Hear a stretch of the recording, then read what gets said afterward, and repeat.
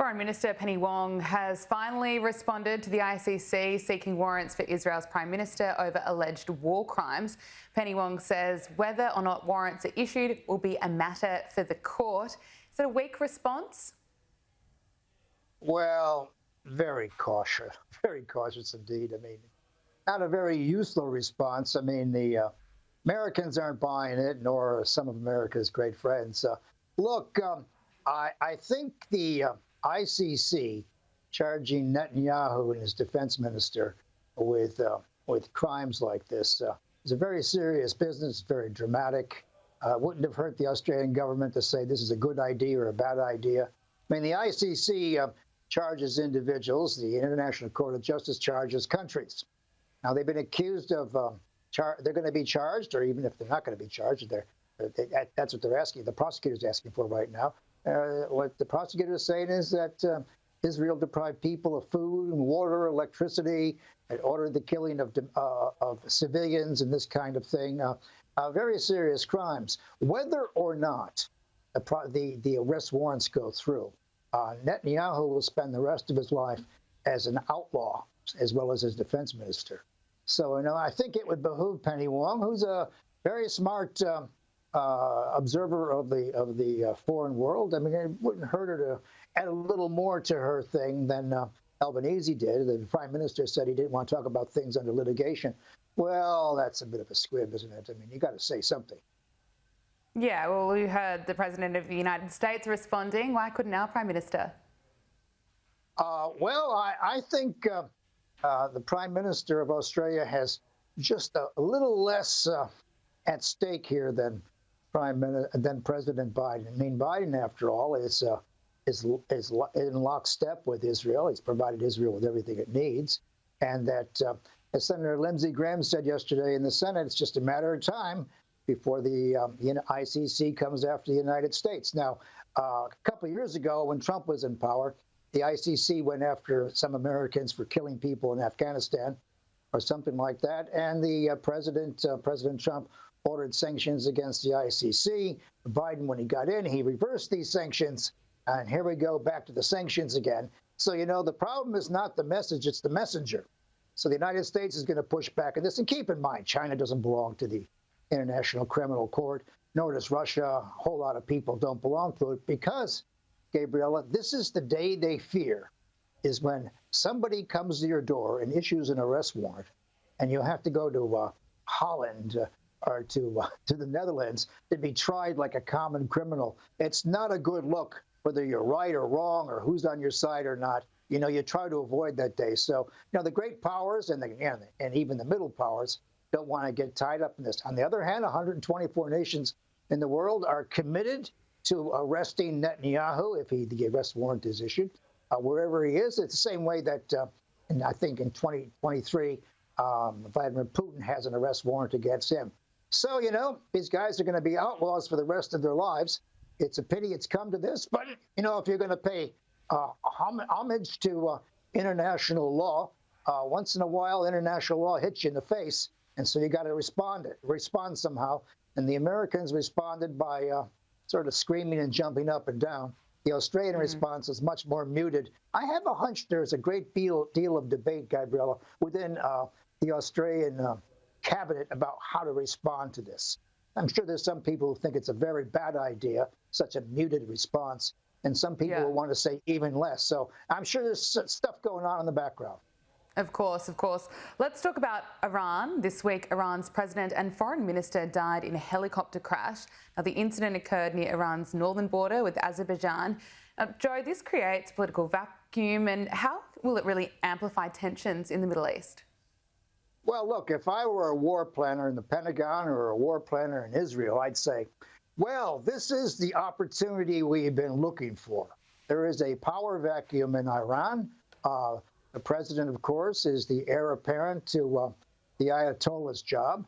And the foreign minister is, of course, responsible for Hamas, the Houthis, the militias in Iraq and Syria, and, of course, Hezbollah. I mean, this particular foreign minister who died was bankrolling all the bad guys in the Middle East. So there'll be this vacuum.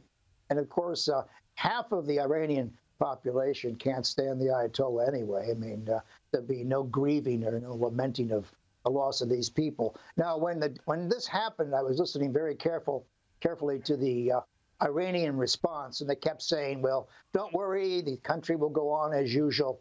And Iran's not like the New York Yankees, Gabriella, where if you get hurt, next man up. It doesn't work that way. These guys take years and years to get in these power positions. And so there'd be a struggle for power about who runs the place and about their foreign policy. So it's an important moment for Iran. And of course, the United States and Israel would like to take advantage of this.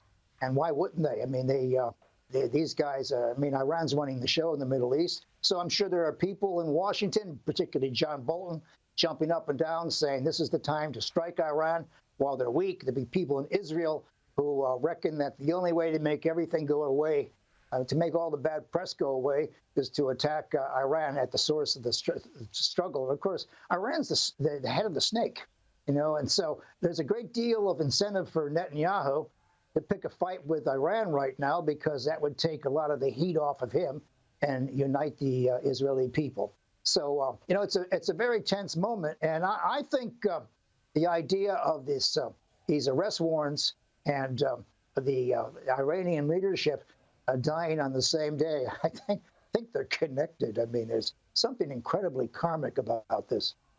I want to move on to the US election. Former South Carolina Governor Nikki Haley has revealed that she will be voting for Donald Trump in her first public comment since ending her Republican White House campaign. Joe, do you expect that her supporters will follow her? No, I don't. Her supporters were true believers, Gabriella. They were going to work for her. They gave her money in the hopes that she would keep Donald Trump away from the office. Her saying that she would vote for Trump is really shorthand for her.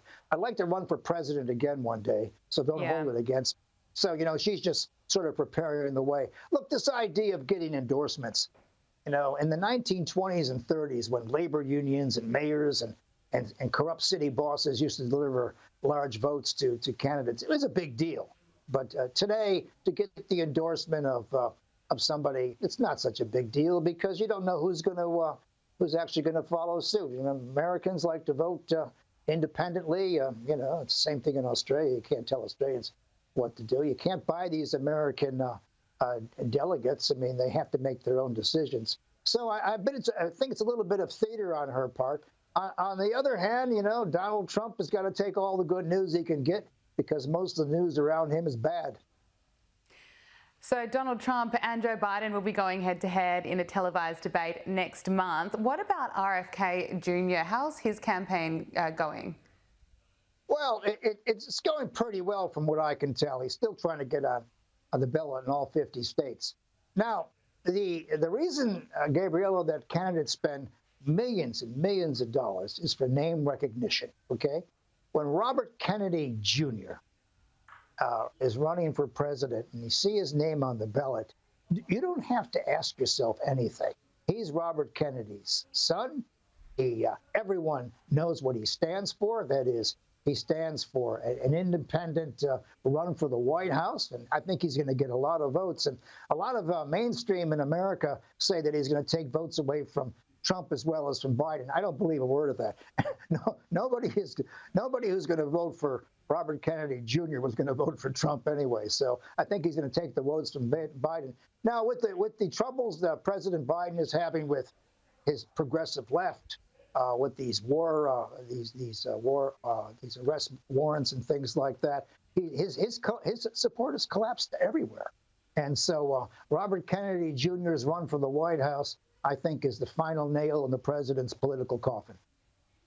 Former US President Donald Trump and Melania attended their son Barron's graduation in West Palm Beach, Florida. The 18-year-old ceremony was a proud moment for the parents as they cheered from the stands, but also Donald Trump has revealed that, well, he says it's very cute that his youngest child, Barron Trump, has joined his older siblings and officially entered politics. At just 18 years old, Barron Trump is set to make his political debut as a Florida delegate to the Republican National Convention in July.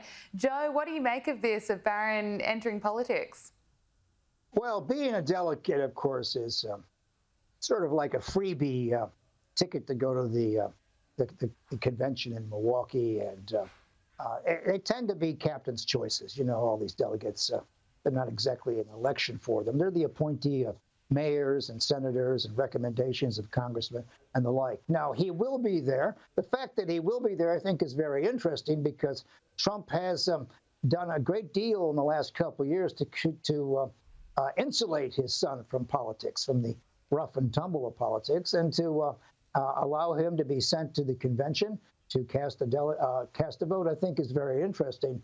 I don't think Barron Trump's son has a big future in politics. You know, he reminds me a little bit of Henry Ford's grandson, Edsel, which was the biggest, lemon the Ford motor industry ever built was the Edsel.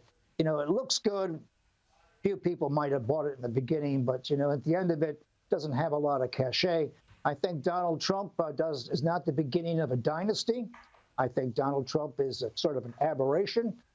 He was a very interesting character who came along at a very interesting time. And keep in mind, your viewers should keep in mind, if Donald Trump wins the election, he's already a lame duck. That is, he's only entitled to one more term of office. He is constricted or constrained by the American Constitution. He could serve it in jail, of course, but he can't run more than once. So in a sense, when he enters office, people who deal with him and just might try to buy time to get rid of him again. So the American presidential process has turned out to be a year-round sort of festival. And I think the president's kids in this is very, but, you know, I would have looked for his daughters, you know, and they seem to have a little more political clout than Barron does. But Barron doesn't strike me as a natural in American politics. I think it's interesting. It's good to see that his kid wants to get involved in his father's career, but I'm not holding out much of a future for him. Let's listen now to what Donald Trump had to say. To me, that's very cute because he's a very young guy and he's graduating from high school this year. He's a very good student, very smart. And I think that's great. I think it's very interesting, too. But he's pretty young, I will say. He's 17. But if they can do that, I'm all for it. I think I'm all for it. And he probably would be, knowing him, he would probably be for it, too.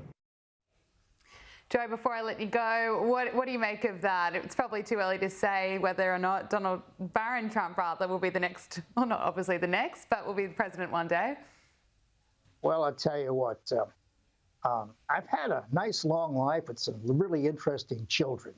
And that conversation suggests to me that Melania had the last say here. I think, listening to that, you get the impression that Trump would like him to stay away.